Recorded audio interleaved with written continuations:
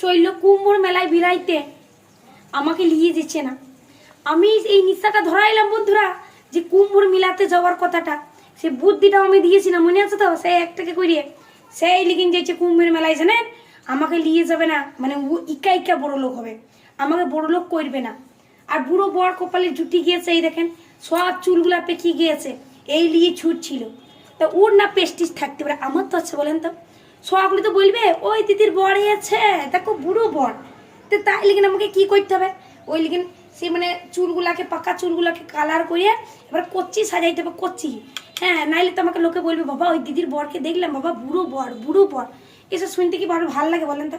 এই যে কালার নিয়ে বসেছি, এখানে এই যে মাথায় কালার হবে, তারপরে এখন মাথায় স্পা হবে, ফেসিয়াল হবে, বাবারে চিকনাই দিয়ে, মানে বউ ছাড়া গেলেই চিকনাই দেয়।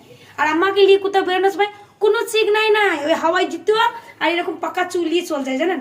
তাই ইমন অবস্থায় যেদিন দেখবেন ধরে একদম মাথায় কালার করে দেবেন, ঠিক আছে? তা